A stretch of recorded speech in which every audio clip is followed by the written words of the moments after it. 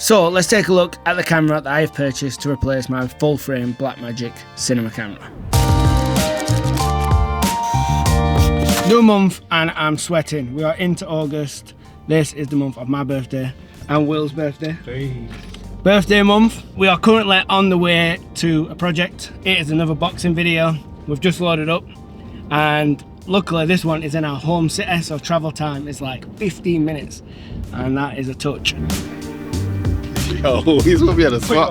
What's going on? So we're gonna get an interview with him, just talking about how he felt when he got the belt and how he feels going into the fight now he's got the belts, whether he feels more pressure and yeah, how he's gonna go about it, how he's gonna go about his training, and also gonna get a bit of, you know, yeah, man.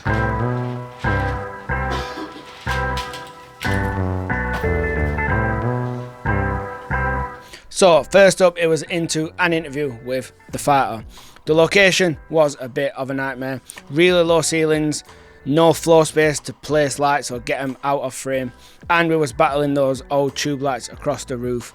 We only had around 15 to 20 minutes to get camera, lighting and audio, so everything was really against us. But no excuses, this is how the final shot come out, dealing with those restrictions. I wish we had more time, but you work with what you have. Then it was into B-roll of the fighter training. For this, we just kept the 4x4 frame, shooting the aperture 300x, matching that to the temperature of the lights on the ceiling, and just used the Sony Browno's sensitivity on the second base ISO.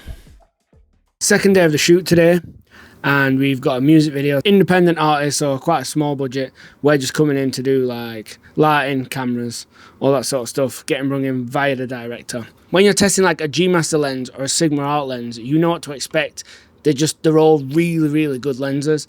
So when you get something like this from one of the kind of third party or out of the mainstream lens makers, it's really surprising. These lenses have got so many thoughts about them. This thing is the Pro Light backpack from Manfrotto. This one was sent to me by Manfrotto, just to tell you that, but it is only a $200 backpack, and I think it was on offer on one of the UK retailers for around $140. But yeah, mine opens up from the back. Inside, it claims you can hold a mirrorless body holding a 70-200mm lens, and also another 2 lenses and a drone.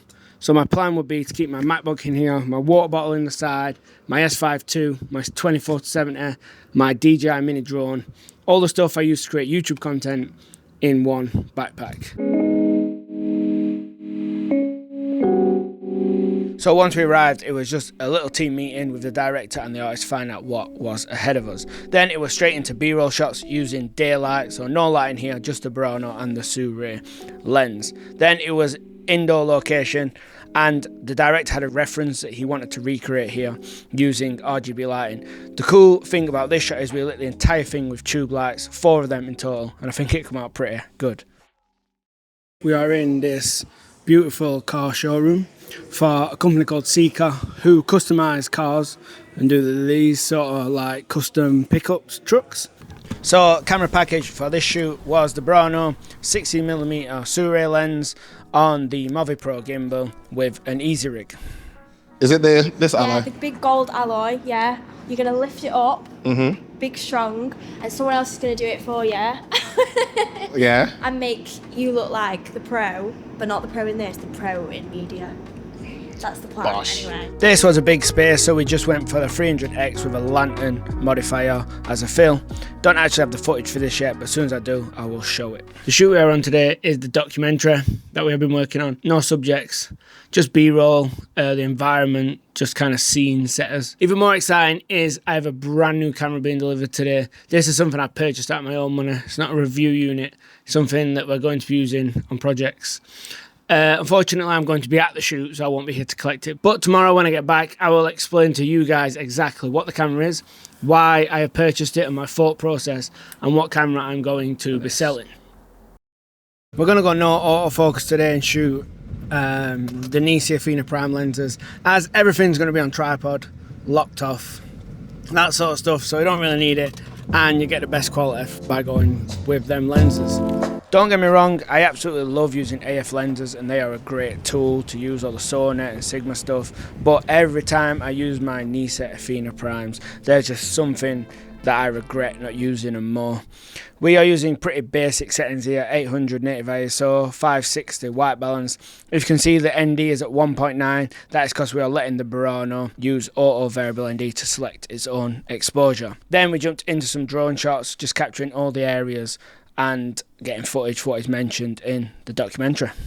For anybody that does not know, currently I own my A cam, which is a Sony Burano, the Blackmagic cinema camera at 6K full frame, and finally I have my third and last camera, my C cam, or kind of like my BTS vlogging cam, which is the S5 Mark II, and we're shooting on it right now. So let's take a look at the camera that I have purchased to replace my full frame Blackmagic cinema camera. This is the Sony FX3.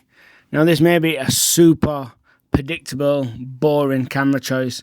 I almost hate myself for buying this camera, but it just makes so much sense. For anybody who is interested about how much I paid for this camera, it cost me £4,250 British pounds. I'll put here what that is in dollars. And that was used, but it come with a bundle with some other stuff. So it come with this Sigma Art 24-70 E-mount. What I thought was quite useful, because I can also put that on my Burano. That's just another E-mount lens to add to my collection. Also come with this cage that you can see around the body there. It come with some batteries and a Sony Tough card. These cameras are actually quite hard to buy. I did message my retailer, who I normally get all of my camera gear from brand new, and they did mention there was quite a long lead time. I have hired and used FX3s before, but I've never owned one and really got to know one, so I'm looking forward to that and finding out what my actual impressions are. It'd be good to compare it to this S5 II, which is much cheaper, but also does a very lot of what this thing also does. So way first vlog on FX3. Another thing I've just purchased are these. Come on, Sony. Why is it not focusing? These things, I just recently bought these yesterday for one good reason. This video right here, I cannot remember the name of it, but I definitely want to mention it. Putting it here.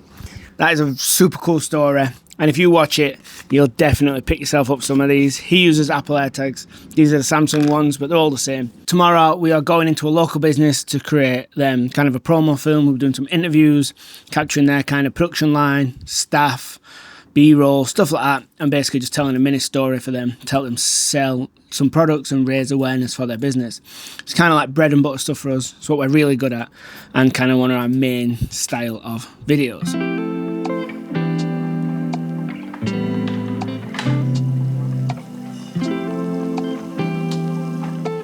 One piece of advice I always like to give out to people is just about the constant rat race and chasing the dangling carrot of higher budget videos.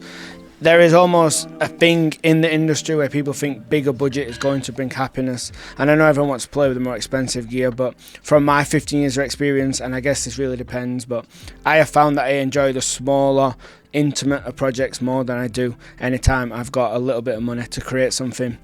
And if you don't actually enjoy doing this, then you might as well go somewhere into a different industry where you'll make much more money. Because at the end of the day, we're all creatives and we're trying to chase a dream or something that we actually enjoy doing.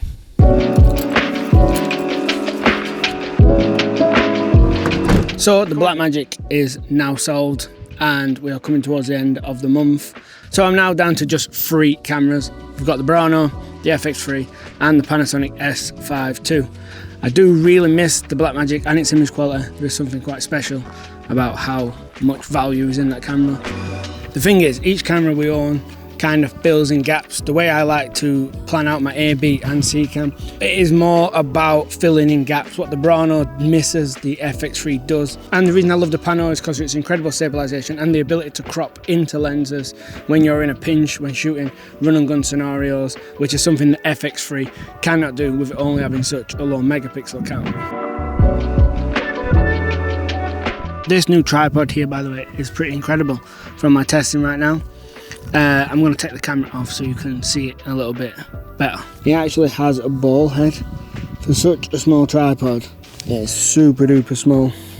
Has this part that also extends up even more and just kind of has features everywhere. My next video is actually going to be the Burano versus the FX3. Image quality, features, IBIS, autofocus, all that compared to see what the actual differences are. So make sure to subscribe to the channel not to miss that. And in the meanwhile, if you want something else to watch, this is all of the previous vlogs in case you have not seen them.